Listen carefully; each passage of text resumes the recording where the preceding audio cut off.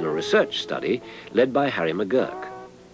The baby sucks, pauses, sucks, pauses, sucks, pauses, and all infants show that structure to their sucking. Some have long sucks, some have short sucking bursts, but they all show that structure.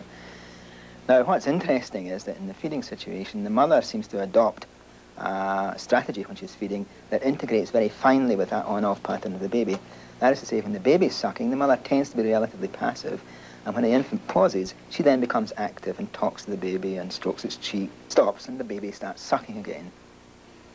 Now, with respect to language acquisition, the baby is being integrated into a communicative network that has turn-taking characteristics to it. The baby's turn, the mother's turn, the baby's turn, the mother's turn. And that's a very important aspect, of course, of linguistic communication, conversation.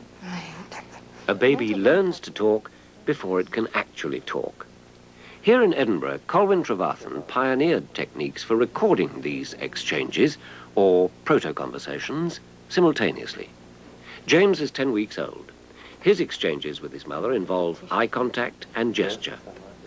Is this learned behaviour, we asked Colwyn Trevarthen? The purpose was to get as close a look as possible at both halves of the communication. So we wanted to be able to see everything the baby did in response to the mother, and also all of the mother's expressive behaviour that was exciting the baby, and look at their mutual effects on each other. Come on then. Where's my smiles gone? Well, yes, yes, I thought so. I thought there'd be another smiley. Yes. Yes, yes, yes, yes, yes, yes, yes. I know, and you're blowing bubbles. Yes. The behaviour of the baby is exceedingly complex. It is inconceivable that that patterning has been learnt or trained.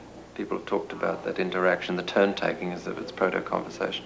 Many of those I see as a reflection of the natural characteristics of the baby's motivations. Can you bring your hands together for Mummy?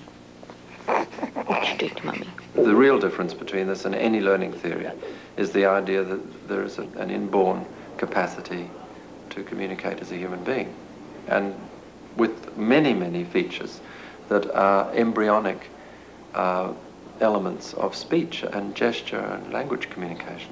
Come on, my sweet. What about the lovely smile, then? Yeah. Now, do clapping your hands. The smile itself is a kind of behaviour that can't have any effect on the world except through someone else perceiving it.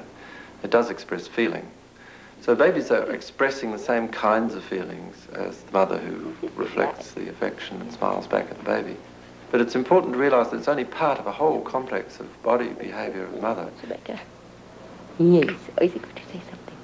What would you say to Mummy? The quality of her voice, the gentleness and softness of it expresses the same feelings. In fact, you can actually hear a smile in the voice because it changes the physical quality of the sound. Oh, I know, you're terrible, Smiley. Trevarthen stresses both the innate and the emotional quality of the baby's behaviour. His ideas are challenged by social learning theory. Playing games like hide and seek requires considerable mental development. This little girl, Eloise, is sitting up on her own, exploring the world around her, trying out new sounds.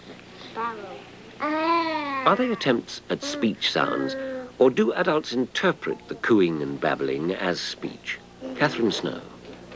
Now, it's quite clear if you look at a 6-month-old that many of the things that the 6-month-old does, which are not intentional, like burping or coughing, are treated as intentional and communicative acts by mothers. Mothers say things like, oh, excuse you, or goodness, goodness. They interpret these things as if they're attempts at communication.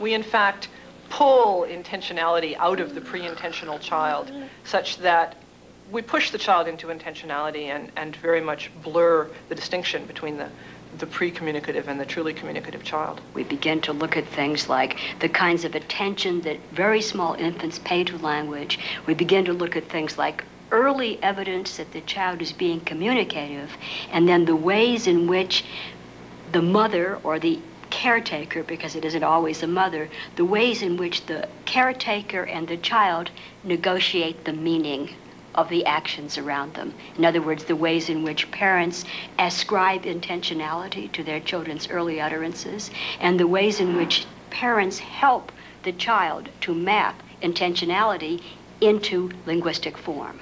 Meal times are a linguistic minefield. How do you know what the child wants? How do you get them to ask nicely? They're good, aren't they? Do functional uses or social uses of language come first? Jean Berko-Gleason.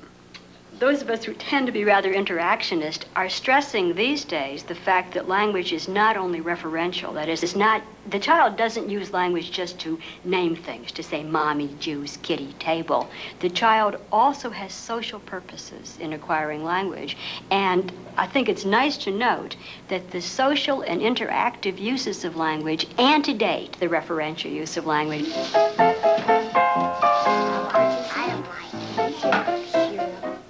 In this society, table manners require the frequent use of thank you. It's in everyday routines that babies learn social or conventional uses for language. But thank you isn't the first purely social communication. In a sense, you might say babies learn sign language before they learn verbal language, because that sign, that bye-bye sign, or I don't know, maybe it's done in different ways in different parts of the world, that comes before words. It comes before the child even says baba. Do you want some Ovaltine? Yes, okay.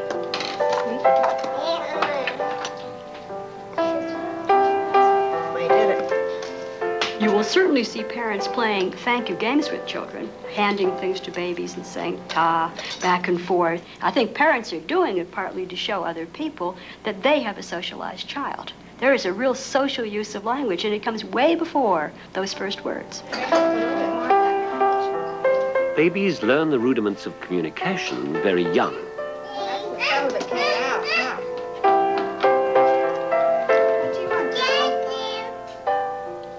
But language proper begins with meaningful sounds. This crucial stage has been studied by David Crystal.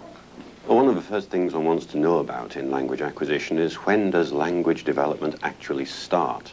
And you can only decide this if you, first of all, have studied the pre-linguistic vocalizations of children, their early crying and cooing and babbling. In fact, when you listen to recordings of children at around about 10 or 11 months of age, often you can't tell what word they're saying exactly, but what you can tell is that it's very definitely an English-sounding sentence or a French-sounding sentence because of the intonation. Now you can hear this if you take as an example the version of a child saying a little phrase, all gone, which is often used after a meal in, I imagine, every language. And if you listen to this here, you'll see immediately the way in which the child begins to almost sing the intonation before he actually practices the word. What? All gone. Did you hear the way in which he sang the and then said, oh, gone, obviously aware at that point that there are two aspects of the development of language. Now, it doesn't take long for a child to build on this basis and start to use all kinds of intonation patterns to represent all kinds of different meanings, especially meanings such as surprise or questioning or delight. And you'll hear this on the word dada in this example. Dada. Dada. Dada. Dada. Yes. Dada. Yes. Dada. Dada. Dada. Those last two examples are quite interesting. The child was in his cot and he heard his daddy on the stairs outside. As he heard the noise, he said, Dada? Questioning. And then as daddy came into the room, you don't hear it on that tape, he said, Dada, pointing. And then he said, Dada, commanding. Now what you've got there is a kind of question, a kind of statement, and a kind of command. But of course, he hasn't got the grammar of statements, questions, and commands. He's only got intonation and gesture to do it. But it's a pretty efficient communication system nonetheless. This little boy is on the threshold of talk. What's going on in his mind? Does he have a clear concept of what he wants to say? What comes first, language or thought, is a key dilemma in psychology. This classic search and find experiment with 15-month-old babies reveals that babies with speech solve the problem more readily than those without. Andy Meltzoff explains the theories around language and cognition. Okay, well, the classic theories, I suppose, are best represented by Piaget and Vygotsky. Piaget holds the position that cognition develops before language and that babies have to reach a certain level of cognitive development before they can learn to talk or say anything, and that language and thought are intimately related. Vygotsky more or less holds the opposite point of view, that babies begin to talk and that also affects their cognitive development. Good going! Yeah, oh, you're very good at that, aren't you? Abby. Yeah. What we found is that babies begin to use certain words to express meanings just at the point where they're solving those cognitive problems. Just at the level where babies are very interested in these object permanence games where they're trying to find objects under cloths, they then begin to use the word gone. So it's as if they're working on this problem, this very hard problem for them about where objects are when they're gone, when they can't see them anymore, and they probably listen to the adults around them and pick up the word then that encodes that very difficult problem. So they began to use words that relate to